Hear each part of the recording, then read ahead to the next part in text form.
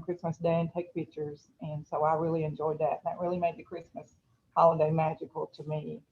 And I'm actually with the health department. I'm the health educator here at the Clay County Health Department. And we have been working here all through the pandemic, and we're continuing to do so. We're in the throes of doing COVID vaccines now. We've actually issued our first round of the COVID vaccine to over probably between 500 and 600 people, and we're about to start the second round. So we're doing the Moderna dose, which is the 2-dose vaccine. So tomorrow we start the second round dose of getting those people completely vaccinated, and then once we do that, we'll start all over again until we get everybody vaccinated. That's Thank you. great. Thank you, Tammy.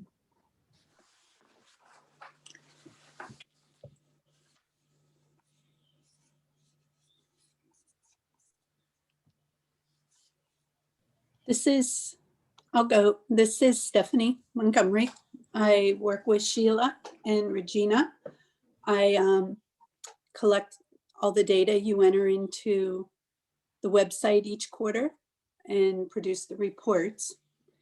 And I enjoyed my time away from the reports over the holiday break. Didn't do anything special, but did enjoy my time away from the office.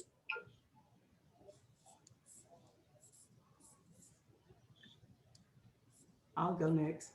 I'm Janice Hopkins, Coalition for a Healthy Winston County, Louisville, Mississippi. Our Christmas, we don't really celebrate Christmas. My mother-in-law died of COVID. She was funeralized on New Year's Eve, so we sort of social distance and didn't have Christmas as such. She has 9 children, and 5 of those had COVID, so they were not able to attend the funeral. So, Oh, bless your heart, Janice. So sorry to hear that. thank you. That's all right.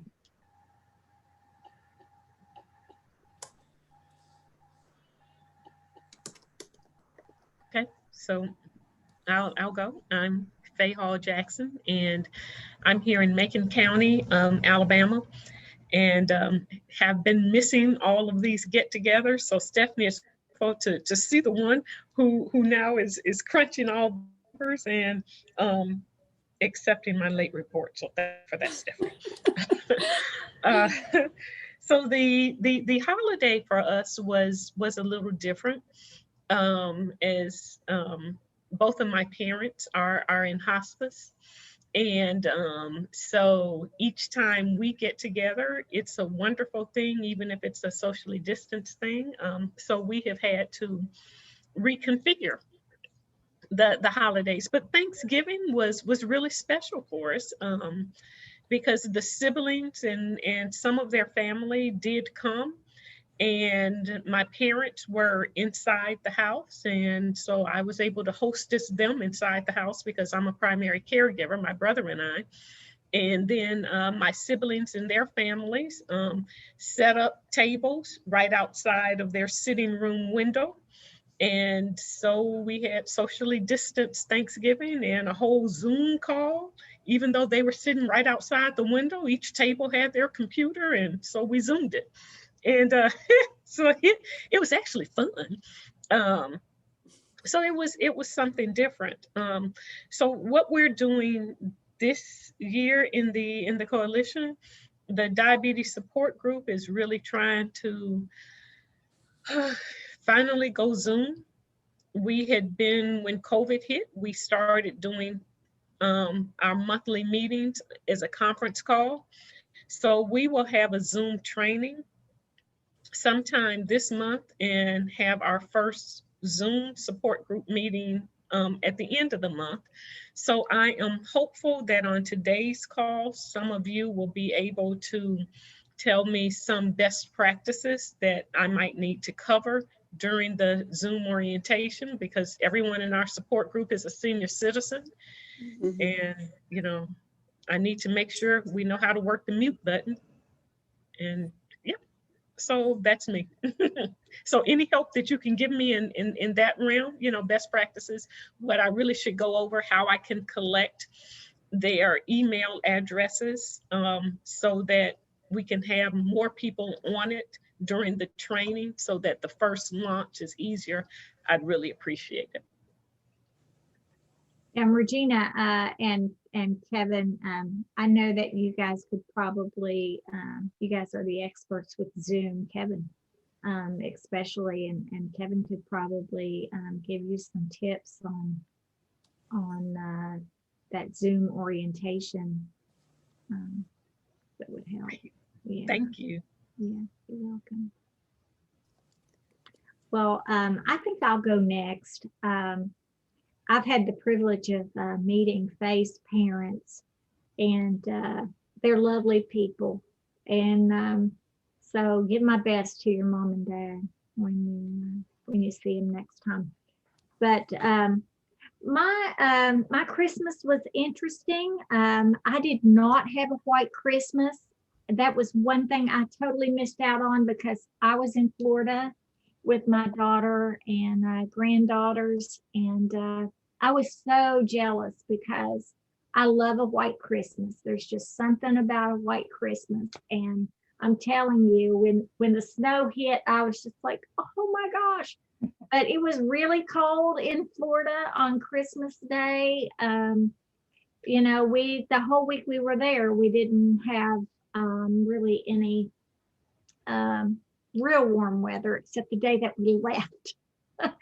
But you know, it was great being with my family. Unfortunately, when we got back, the weekend that we got back, my son-in-law tested positive for COVID. Thank God my husband and I was spared. But my daughter and my granddaughters and my son-in-law all ended up with COVID. And we think it was because he flew out on the tail end of the Christmas holidays. And then he was gone for about 3 days and he flew back. And within 3 or 4 days of that time is when he, you know, started having symptoms. So, but they've gotten over that hurdle and they've returned to work. And I thank God that, you know, they are doing well, for sure. But, you know, holidays are great, even more so with family. So that was my story. I'll go next. We had a great holiday. We got a Dr. Addison Tyler Mickens, DRPH in public health. On December the 17th, we went to a graduation in Statesboro, Georgia. It was freezing. We were wrapped up and tried to keep warm on the football field. Everybody was social distance. That's about all. That's the highlight in the Mickens family. Anything else? My daughter, she is on her last semester in nursing school, so I think that's exciting. So now Landis and I can just be footloose and fancy free come April. You got that.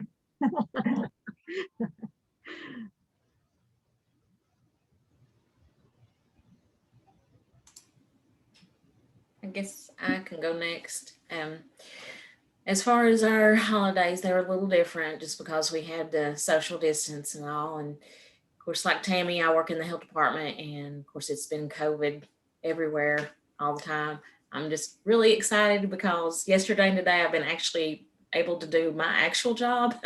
So that's been great. I'm hoping it hangs out for a while. And then my daughter-in-law, she graduated nursing school. She graduated December and she passed her boards Monday. She took her test. So woohoo. That's the last one right now out of our flock. So, so we're pretty tickled for her, but you know, we're just trying to hang in there with all this COVID stuff. And we're trying to, we're having problems getting enough vaccine. We got 100 doses and we of course gave that out. We're on our second round of the booster dose, and we just want to get people vaccinated because, you know, I feel like it'll probably make a difference if we can just get that done. So I hope it does anyway. Yeah. That's what we're doing. Thank you, Vicki. All right. I'll go next. Good afternoon, everybody. Afternoon/morning. I did a drive-by Christmas. So I went to my sons and my sisters and my niece's house, and I just dropped their presents off, and I went back home and got back in the bed. That was basically it. Drive-by Christmas. Throw them out the window, catch them. They're coming. Thank you, Regina. Kevin, I think you're the last one. Last but not least, it's Kevin. Well, I don't need to say it was a COVID Christmas, but it was, of course. And basically, we ended up with family that we'd already been around. So it was really still pretty small.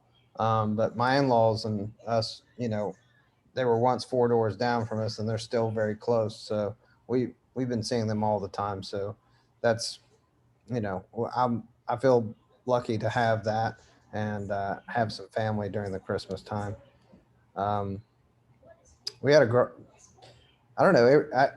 The best part is that nobody got sick. I mean, that's just really, we're lucky and blessed to have that. We had a lot of amazing food, and you know, everybody was taken care of during the holidays. I wish outreach could have been easier during that time, but that was pretty much it. We're just thankful to be healthy at the moment. So, yeah, just knock on wood, maybe. But yeah, it was a good holiday. I'm glad to hear some of you had some great times. Well, thank you and welcome everyone. So I guess, Regina, do you have any announcements or anything that you want to make before we do a quick check-in with our coalitions, just to see some of the activities that they have been doing? And I know everyone, thank you all for submitting your reports. That always makes Stephanie's job easier for sure. I know. Thank you for doing that. Sheila, if it's okay, I would just like to mention that we are putting a new face on those reports. You'll still be entering the same information. I did remove a couple pieces, but basically it's the same information with a different face. And I'll send, if anybody's already entered data into the existing database, that's fine, I'll transfer it. But you will receive a new link within the next week or so for that data. But everything should look the same for you. But thank you for your work there. But they're not required to report again until April, I think. April. The months of January, February, and March. Yeah, some have already entered data as they do it, and that's fine. Okay. However, whatever works for, you know, the person doing the data entry, that's fine. It's not required to be to me until the end of the first week, second week in April. So you've got plenty of time to forget about this conversation. You'll just see a new link that's all coming your way. You got other things to worry about. Okay, thank you. So that's my announcement. Okay. Regina, do you have any announcements or anything? Well, my only announcement is that we do have a small pot of money available for some coalitions. So if you are in those target counties, you will be getting information about what's available for your coalition to use out in the community. So look for that in the next couple of weeks. That we did get some funding for some specific states and counties. And if you need any of your data from past years, the past year or past quarter, to look and see what you've been doing or to share with other funders, you can always shoot me or Sheila or Regina an email, and we can give you that information.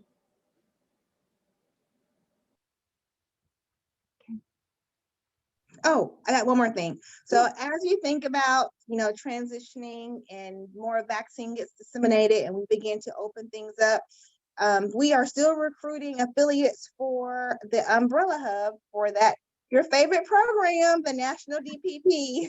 So if you want to revisit that again, there is a way that we're trying to get reimbursement out for those coalitions or small community-based organizations who want to still do it and have a sustainable way to implement the program. So I'm just throw that out there for your favorite program, National DPP. And who of you are doing the NDPP right now? We're getting ready to. Yes, you guys have like 11 people signed up already, Are right? there 11? I hadn't heard Yeah. the latest number. Yeah, that's what Sue? Sue, yes, thank you. Sue shared with me yesterday was that you guys have about 11 people already signed up for that, and you guys will be doing that. You're getting ready to do the session 0, I believe. Right. With Yeah, folks. that's right. And yeah, so great. Faye, if my mind serves me correctly, there you are. Like, where in the world I was about to start multitasking. Okay.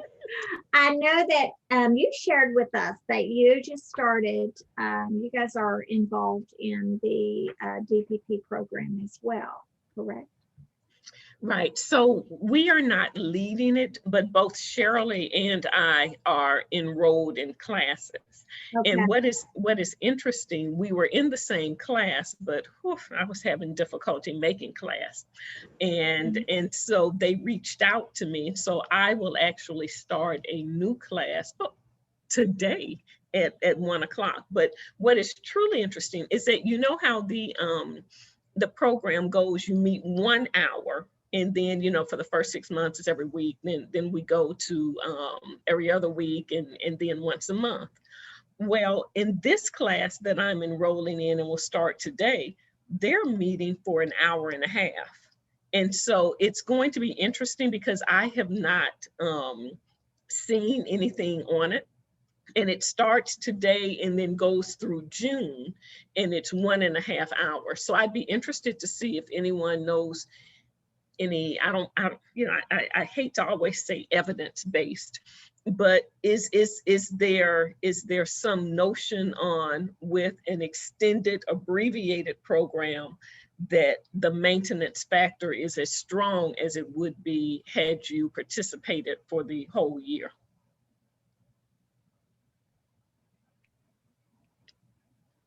Well, I can add to that. I don't know if there's any evidence-based information about the 12-month program, but the first 6 months is really where you're supposed to meet your 5% weight loss.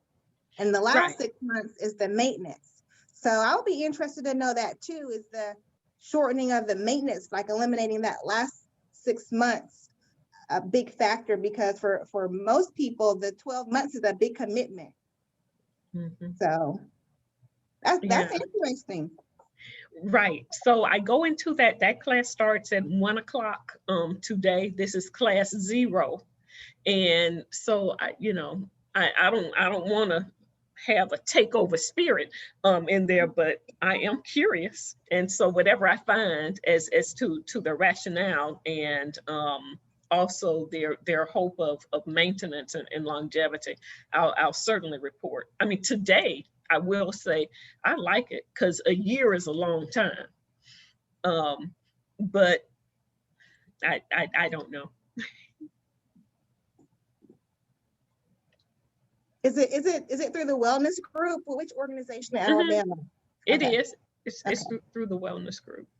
Okay, perfect. I'm familiar with them. Right. And they're a great group, very organized. I was just surprised.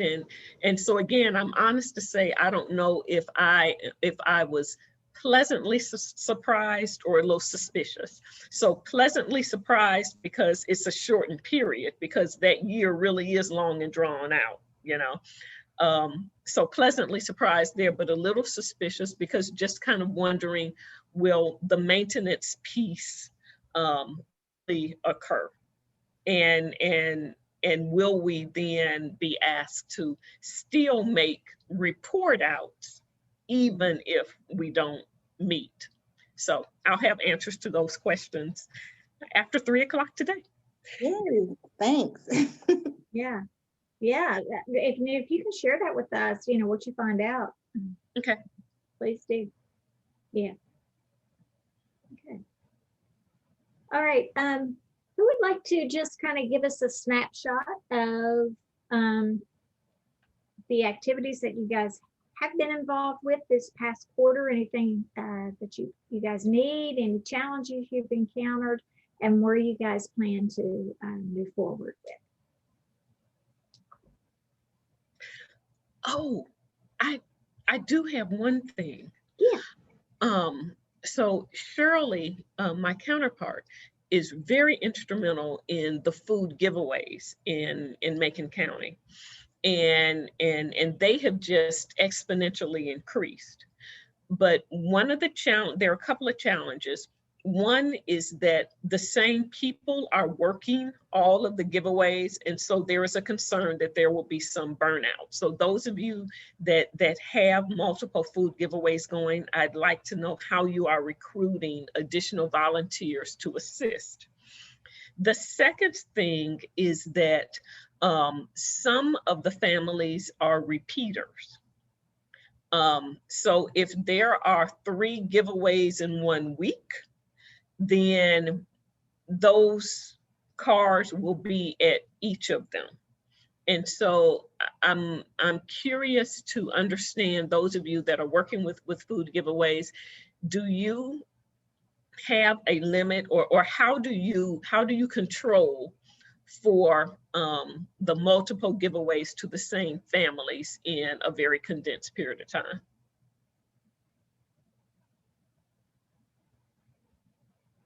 Does anyone have any experience with that? I'm not directly involved with our local food giveaway, but it's only weekly.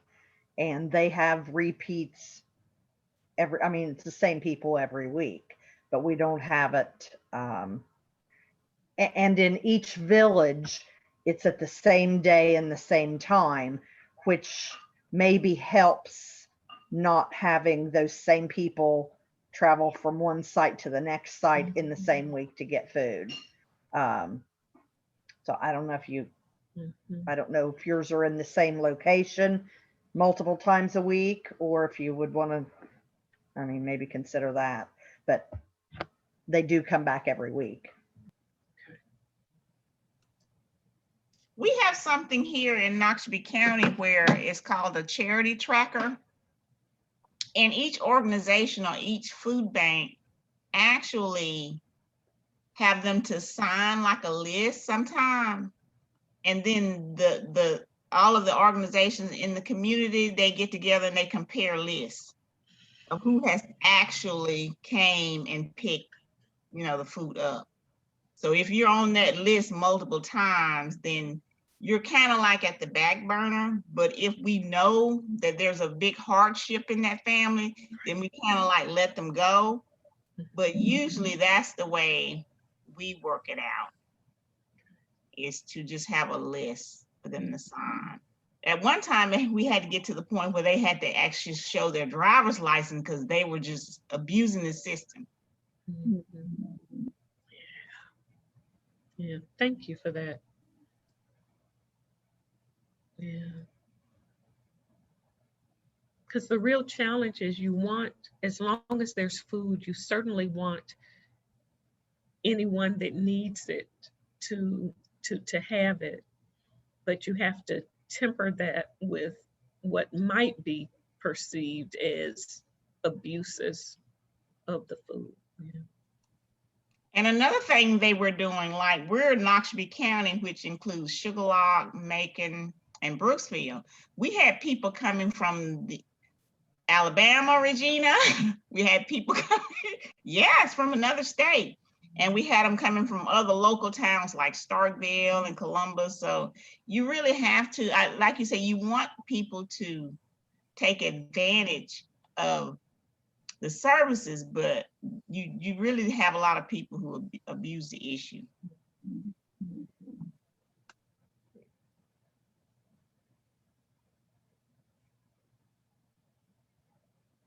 Thank you. Vicki, you want to check in with us and give us a a brief snapshot and where you plan to move forward? Well, as far as what we've done in the Cumberland County Coalition, we had the Walktober with that, and that was really successful.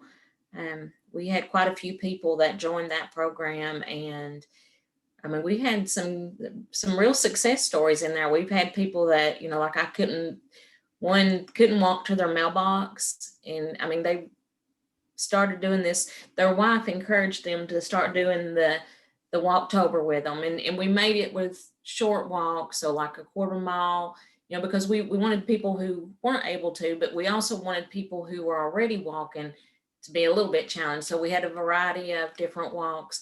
But anyway, that one, they kept on going till they were walking. I think it was like 3 miles. They're still doing great with it. We did a blood pressure monitoring program right along with that. And he keeps sending me his blood pressure results. So I'm pretty proud of that program, As far as moving forward, we've got to meet and figure out what we're going to do going forward. Some of the things that we're still currently doing is working with the food pantry. Our farmers market is kind of suffered with all this COVID, as even just having vendors come because they were afraid to, be exposed to COVID, and then having people who would actually, go out to the farmers market and participate. And so we have purchased foods from some of the vendors that are still participating in the farmers market. And then we're taking that to the food pantry. And that has probably, I feel like that it's been a blessing to a lot of people because there are so many people that have fell on hard times during this COVID. And so, I'm happy to be able to do that. And of course, I work with the extension up there, Miss Di. I don't know if y'all remember this, Miss Di. The woman can do anything, and she just knows how to get in there and do it. So credit goes a lot to her just for her know-how. And I say she's Wonder Woman. She can do anything. So, but I'm not sure what our next step is. I hope that we can,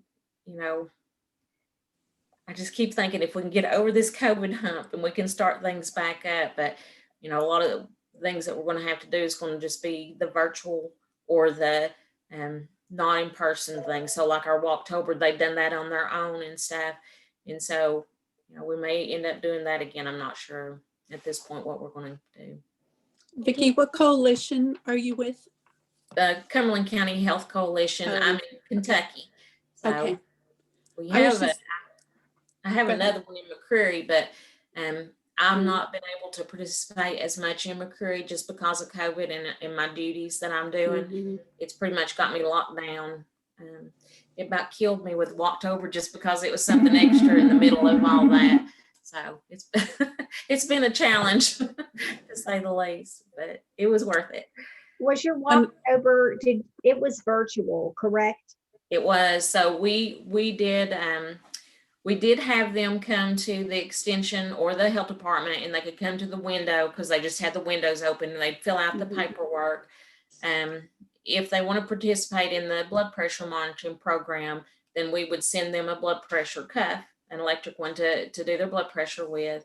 And then, but the deal on the blood pressure monitoring is we wanted them to agree, that they would send us those blood pressures, which they did. And I contacted them, but it's just been,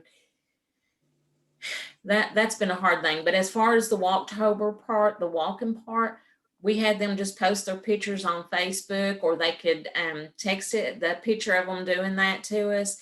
And we had our little medals that we gave the ones who completed at least 3 of the walks. And so we had shirts for them, which they did end up. We had a registration fee with that because, I didn't want somebody just signing up just to get a t-shirt and not participating. I wanted some buy-in from them because it's their health. And so all of that would just basically go to purchase the t-shirt.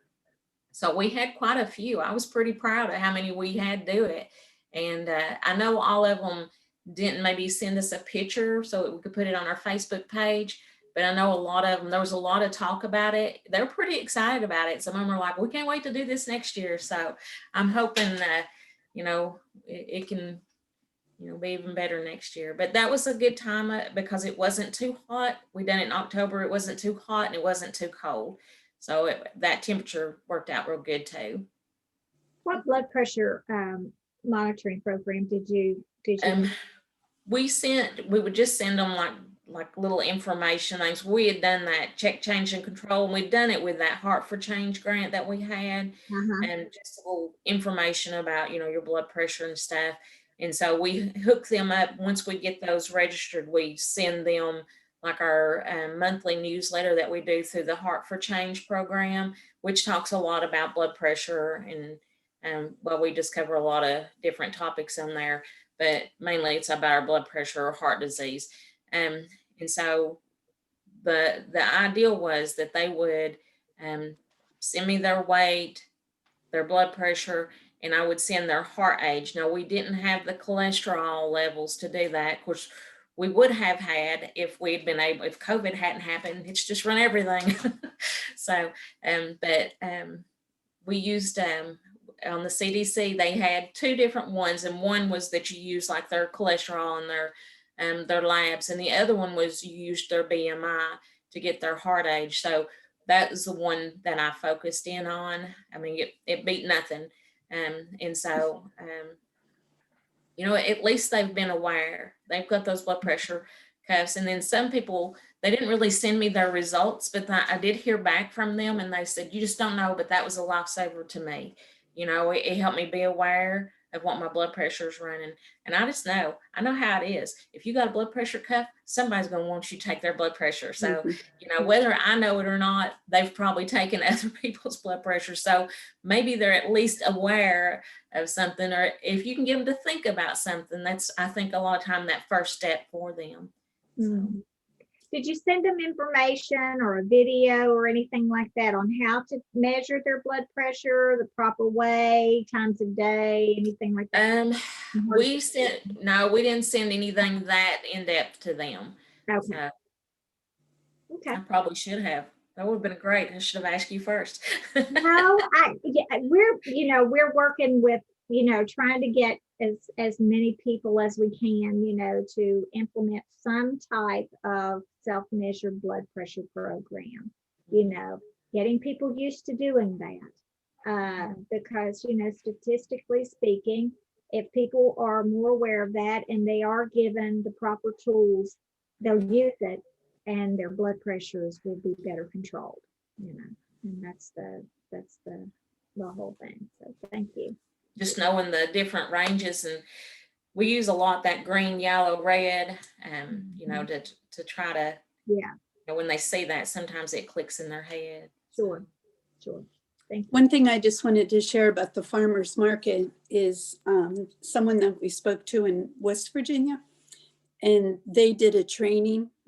They knew all the regulars that showed up at the farmers market, the vendors, and they did a training with them on being COVID safe, how to package food, how not to package food. They had set up hand sanitizing. And so in that way, they were able to keep the farmers market going. And that helped the community. It helped the farmers. It also helped the food banks. It helped the local community. So if you had staff or volunteers that could be trained as trainers to support the farmers market, it seemed like everybody benefited from that. We had a county here in Ohio that I think is actually part of the Appalachian Diabetes Coalition's Meigs County. Aren't they? Aren't they still part? I think it was Meigs. I'm almost certain it was Sarah in Meigs County. They had, they used an online ordering system so people could still go to the farmer's market and everything would be accumulated and boxed like at the food pantries now. Nice. And they pulled up because of COVID, they pulled up and the fresh produce was loaded in their trunk Nice. or wherever. And it was really a neat idea. I'm going to share that with our local farmers market for next year. Nice. Yes, and that was very similar to what Mingo County in West Virginia does. Mhm. Was it? Their produce bag pickup program. Yeah. And so folks order online for $25, I think is, and they take, their SNAP benefits and things Yeah. like that. And so they do the order, they pull up and do that. And then in addition to that piece, they're given recipes of how to fix the food that they have. And then they have food demonstrations done. And they're all sent the link to tune into Facebook Live. And so the food that you get from that grocery bag is all cooked on that following Wednesday. Yeah. So Oh, yeah, that's a good idea. Good follow up with that. yeah, good coordinated effort. Yeah. Coosa County, Alabama did something similar where they took pre-orders for the farmers market in advance. People paid and they were able to come pick up their item.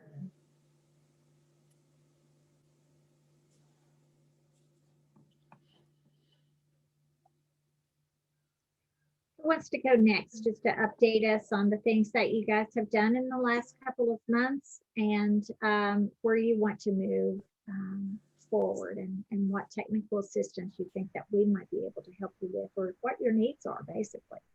I can go. So I'm with the Clay County Diabetes Coalition here in Kentucky. And in the last quarter, we pretty much, like, our programs that we've done with the schools are just totally in limbo because, we can't get in the schools for number one. We had a walk across Kentucky program, which we had, I think we had 3 schools involved where we were going to have 5th graders actually get outside and walk like the distance of Kentucky. And because of the way that the school system is set up here in Clay County, we're just unable to do that now. So we actually had a Diabetes Coalition meeting yesterday afternoon, and we decided as a coalition to kind of table that project until next year, if that's okay. Because like I said, we cannot get into the schools to do that. So we're hoping to maybe pick that up in the next school year. We also had a diabetes support group, which I'm happy to report has been continued. We're doing it on a virtual basis. So I'm partnering up with the Clay County Cooperative Extension Office here. And what I do is every 3 months we have a quarterly meeting. So we're doing a Zoom video, a Facebook Live video, where Laura Howard, the extension agent, she will give a cooking demonstration on a diabetes-friendly meal, and then I will provide the educational component of diabetes. And we try to pick a theme. For instance, in December we did Christmas, how to make a healthy Christmas meal and how to get through the Christmas holidays healthy with diabetes.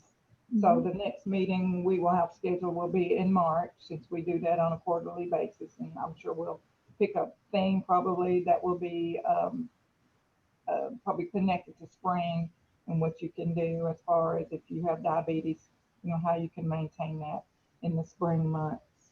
And the coalition wanted me to kind of reach out to you and ask you if there was some type of template or maybe some kind of schedule or something. What we want to do is we want to put a article in the local paper on diabetes, helpful ideas to maintain and on diabetes. And we were just wondering if there was some type of script that we could follow, or if there would be some type of, something we could use to put in our local paper so that we can maybe reach out to people, since we're unable to meet with people physically. So I told them I would maybe put that out there today, and maybe hopefully I could get some input in on that. Yes, if you refer back to some of our newsletters, you can use any information in there. Every month we focus on a different health observance, and we try to connect it to diabetes, or if we're doing something on eye health. We talk about diabetic retinopathy. So you can use any information in our newsletters, and I can send you a template. I think the American Diabetes Association has one that they have that others can replicate for their specific county. So I can shoot that out. Send it to Sheila, and she can send it out. Oh, thank you. Thank you. You're welcome. Thank you, Tammy.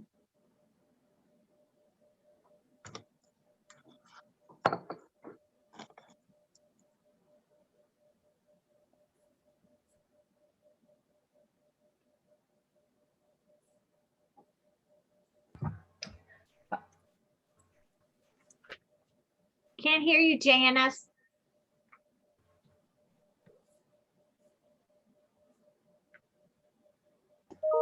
Can you hear me now? Yes, Okay. thank you. Janice Hopkins with the Coalition for a Healthy Winston County in Louisville, Mississippi. So what we focused on the last quarter, food insecurity, we had our farmers market in November. We were trained through USDA on COVID guidelines, and that worked well for us. We sort of laugh because we do a drive-through. This is for the elderly people. They just drive up and say, well, what do you have? We go to the car and get their orders and pick it up for them and take it back to them.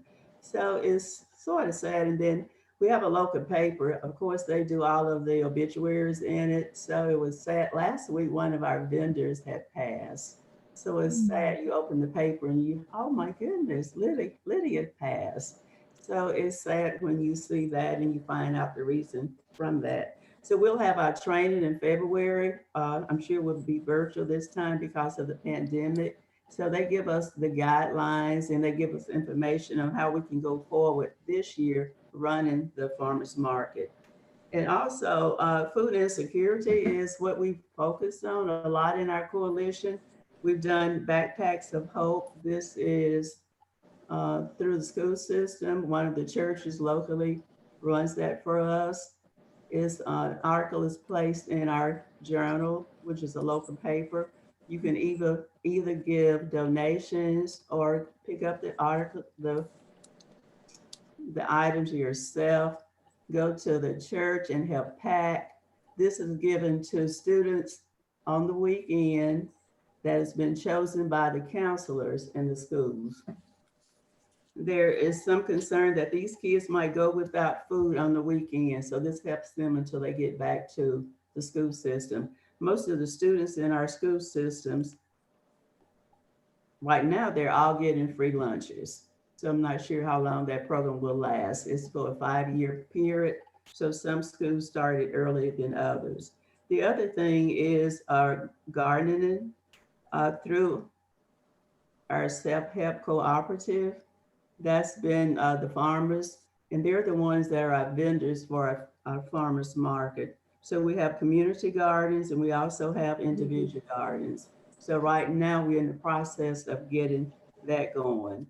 Through some of our other partners, the NAACP, Southern Echo, we've been able to actually give out food bags. Sometime you might get a call from Jackson saying we have X number of leg quarters. There's a truck coming up and you need to distribute this. They're 40-pound, 200-pound boxes of chickens. So you need to distribute that. We really don't worry about the repeaters. You just have to get it out. So that's just what we do. I think that's all on food insecurity. And then there are a lot of people that are going without food. Some church have lunch on us that they prepare food and just take it to people in the community that they know will not have food. The other thing is health inequity. There's some concern in our community that some people are not getting the vaccines.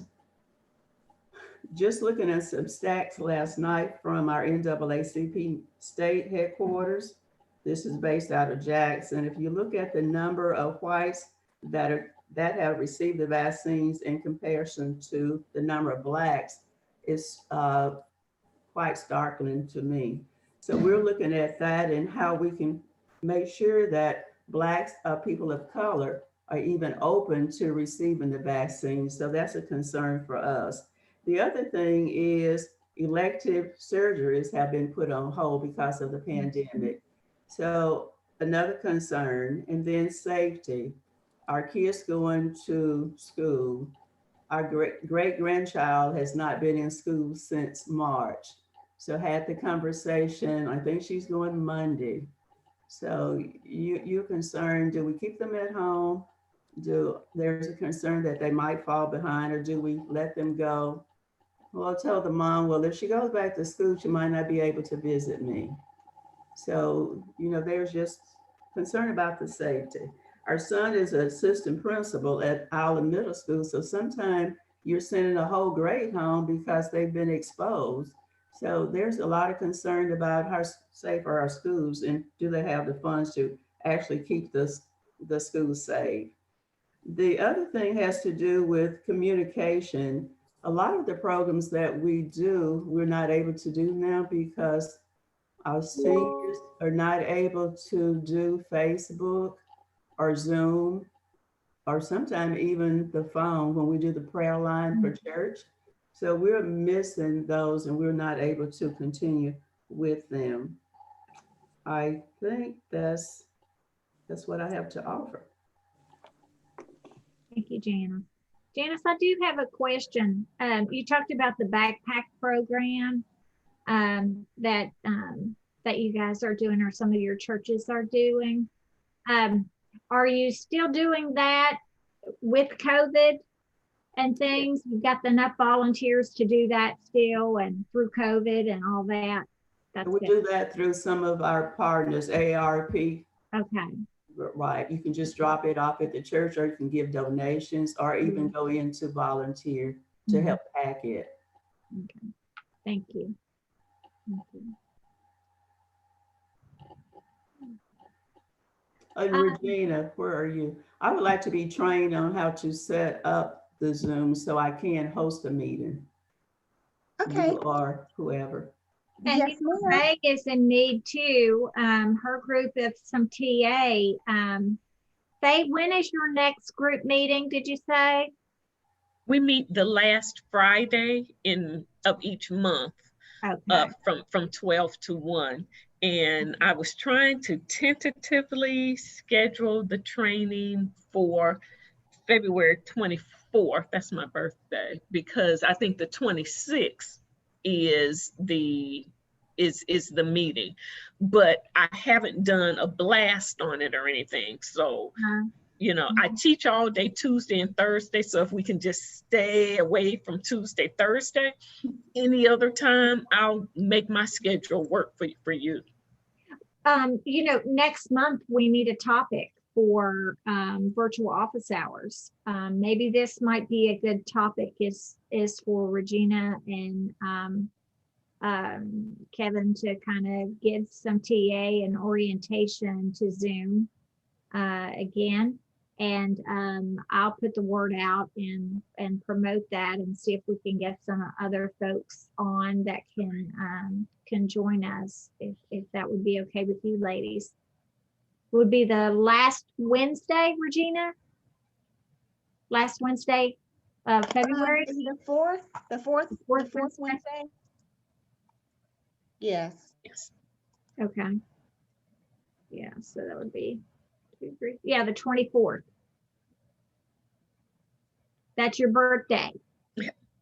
We might have a party for you. How about that? All right. I'm having a party Friday if you guys want to come. It's my birthday. Yay! Your birthday? Yes. Well, happy birthday. Thank you. Big 60. Happy birthday. Yeah. Wow. Yeah. Yeah, congratulations. You don't look a day over 40. There it is. That's good to know. That's why we use filters on our cameras these days.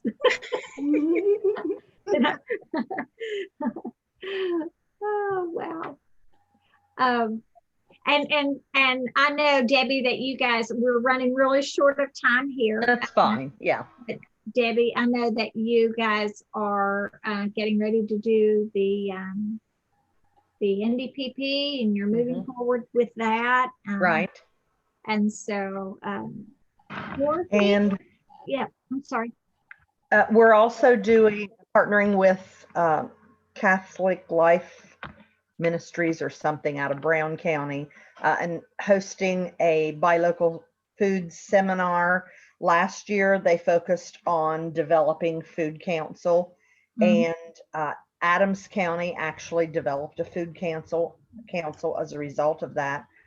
They're going to repeat that parts of it, and also they've asked us from the Adams County Food Council to offer tips and techniques on what worked and didn't work when we were developing our food council, in the hopes that Brown County then will develop a food council. So that's coming up in February. Let's see. I think that's all. With the NDPP will be starting very soon. I did want to ask whichever one of the ladies, and I've forgotten now, talked about your support group and you were going to do it through Zoom. Was that you, Faye? Yes. Yes. Brown County has a sugar helpers group that's basically a support group, and they've not done anything up until now since COVID started. And the majority of the folks who are in that program are older. How did you they were hesitant and in thinking that some of them probably didn't even have emails. So did you have to work through that with any of your folks that you're going to be doing that Zoom support group with? So that's part of my little quandary. When we were meeting, I guess a few years ago, I was trying to collect email addresses. So if I can find that paperwork, that's half the battle. But I think I'm going to have to get on the phone and call the regulars to see if they have email. Yeah. Because right now we're using a conference bridge. The Lions Club has a conference bridge that they have allowed us to use. But the one thing about Zoom is that they also have the one tap capability. So even the members of our support group that are low vision, Yeah. even if they don't have a computer or have a device for the visual, they can still dial in with the one tap. And I don't think I'm going to have a lot of resistance, because it was one of our low vision people on the call last week that got my attention. Faye, you're still there? Make sure you can do the one tap so we can come in. So it's just by phone then? Right. You dial in, but you know, typically when you dial in, they have to put in the passcode. Yeah. But with one tap, Oh, that's you don't good to put know. in the passcode. And I'm not tech. This is a Kevin issue now. Me either. You just kind of dial the one number and then it will automatically patch you through. Okay, so you know how low tech I am. I'm talking about patching you through. Yeah, I'm right there with you. Okay. Thank you.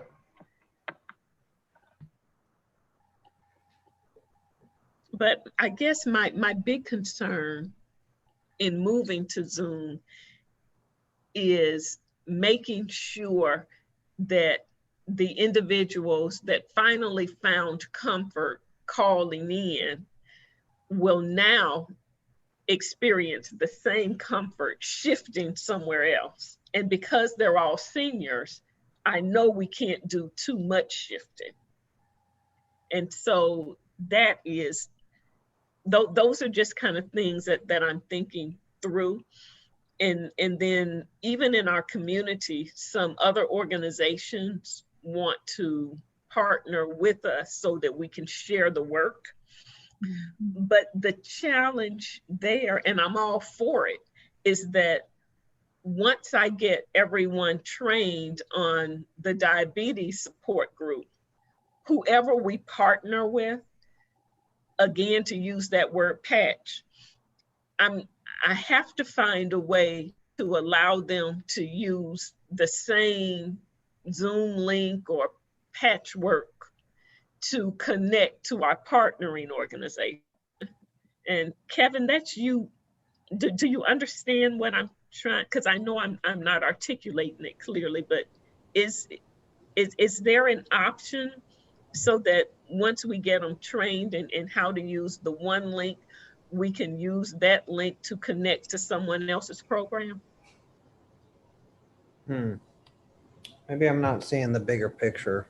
I know you explained it, but Not well. I know I feel like there's a gap there. Well, I understand the one tap and it shows up in the Zoom invitation, and that's great because it's basically the phone numbers all smashed together with the meeting code. But in order to connect to something else, I'm not real sure like where that's going. So, are you but- saying to share the phone number with somebody else, like the information, so they can also use it? Is that what you want to do?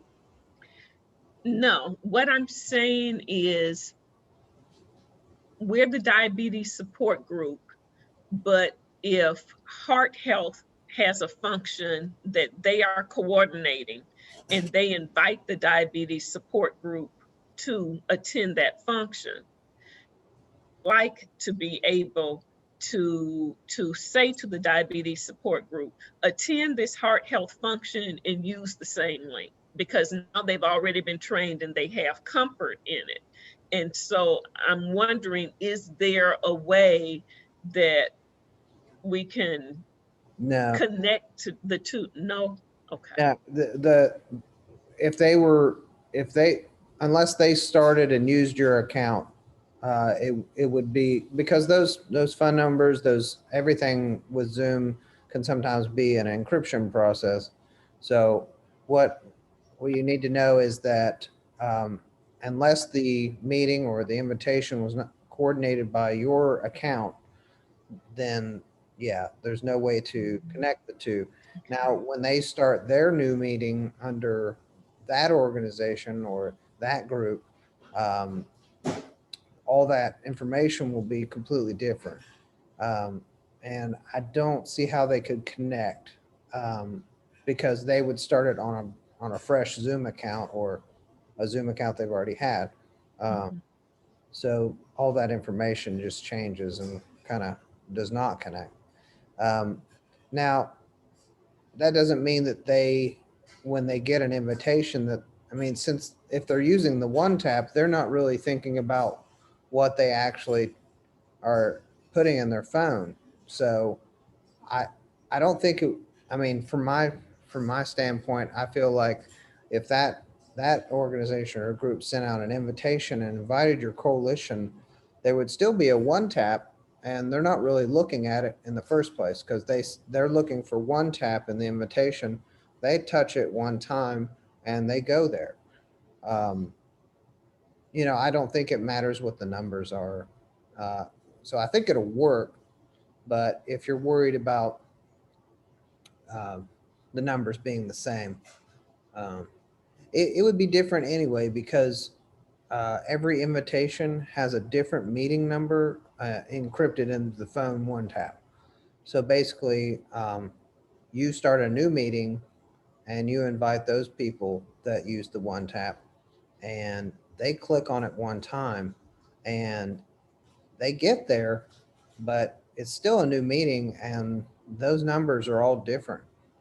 At least the last 7 or 8 numbers. I think it's 8. So they never know the difference, honestly, because if they just get an invitation from Zoom or from whatever organization, as long as the one tap's there, they're not going to think about the meeting number or even the phone number that's showing up. But that's just my standpoint, and I could be totally off base, but that's the way I'm seeing it connect. the only thing that would maybe discourage somebody is if they were invited by another organization and simply the meeting title was different. But that would be the same thing if you created a Zoom meeting and labeled it the same thing, you know, in the first place. So I think ultimately they would get there, whether it's coming from you or them, as long as the one tap is included in the invitation. And that's just something you'd have to check to see and make sure that it's included. There might be something in the settings that turns that off and on. But I think in general, our invitations include it. But we try to discourage people to use phones because it's incredibly difficult to know who we're talking to because they show up as phone numbers or they don't show up as somebody's name. I don't know. Do you find that to be a problem on your end using that?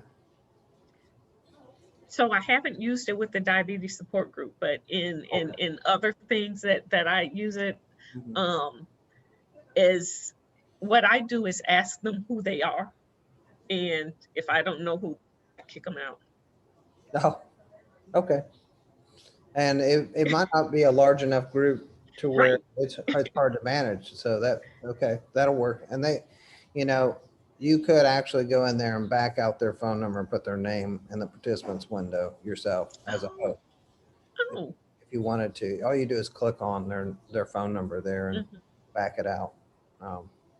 Yeah, and just type their name in. Love it. Okay, didn't know that. Yeah. This is why we need the training. Yeah. I have a question. Yeah. Sorry. If they don't have an email, how do you get them the invitation to the Zoom event? Yeah. How are you doing that? Or well, you haven't done it yet, right? Well, yeah, that's a tough one because I most can answer that. email. Are we talking about text message, Regina, or? Yeah. Yeah, that's what that's the only thing I could think of. Have you received a lot through text messaging, Regina? Does it look very similar? I never send out invitations in this way. It does. As long as they have access to Wi-Fi, they can just click on the link and it'll take them to the meeting room. Or it'll have like the one tap, or they can dial in and put the access code. Yeah. Okay. Okay. And that sounds like the way to win, especially the text messaging. If everything's done on the phone and they're, hopefully they're up to date even on text messaging. So, but I assume that would be the case. I've also sent out when I transitioned my DPP class to Zoom, I did multiple methods. I sent out a paper copy of the phone number and the link, also sent them a text message. And if they had an email address, I sent them an email. So they had multiple, methods to remembering how to connect. Yeah, that's above and beyond, and I like it. That's great. That's what you got to do sometimes. Especially in these rural areas, and with the older population, that's the only thing that worries me, that some of them wouldn't even have a phone with Wi-Fi on it, be able to have Wi-Fi. So it's hard to buy those phones, but yeah. Pardon me? It's kind of hard to buy those phones nowadays, but yeah. Well, they might have had it for a while. Yeah. True. One real quick thing, Faye. A couple of tips for you. Obviously, I told you about the name change. Another one would be maybe take a screenshot of even this meeting to familiarize yourself with where the buttons are as a participant. You could also do one. I don't know if you need one as a host, but yeah, just to have the buttons familiarized and do that close to the event, because Zoom is actually changing the way these buttons display themselves, but they're still trying to keep that mute button and that video button down at the bottom left. So yeah, just maybe have a little screenshot picture printed out. I think it'd be great because these menus float around, and the second you start sharing something to them on PowerPoint, all those buttons change. So that's you know, it becomes a meeting that like a little floating menu. So I want to thank you guys. We are running about 15 minutes over right now, but I do want to thank you guys for joining us. And before we end here, I do want to let you guys know that we are hosting a virtual conference April 13 and 14, just like the one that we did in Gatlinburg that all of you guys have attended at one time or another. We will be having two training sessions available, and we're going to be asking for abstracts. And any of you all who have anything that you guys want to submit, especially if it's something that is being done virtually, that you've done well, we would love for you guys to submit an abstract and then present to us virtually. Again, you'd have 15 minutes to do that, and I'll be sending out the call for abstracts first of the week of next week. So you guys be prepared. We'll kind of, you know, the time frame will be about 3.5 hours each day for 2 days. So, you know, it's really condensed schedule, but we also want to be able to let you guys have a presentation as well. And so I strongly encourage you guys, you know, to join us, and especially, you know, get out your brag book and talk about all the great things that you guys have been doing. And hats off to you. You guys always rock. I'm so proud of you. You guys always are here, and you're committed to your communities, and that's what makes this whole thing work. You know, is your commitment to your community. You guys are good people. Okay. All right. So next month, I guess we're going to have a Zoom orientation. So thank you, and be thinking of other topics that you guys want to learn more about, and that will help us kind of create that platform and provide the TA that we need to be giving you guys in the future. Okay. Thanks, everybody. Okay, bye. Thank you. Bye. Bye, everyone. Thanks. Bye. Thank you.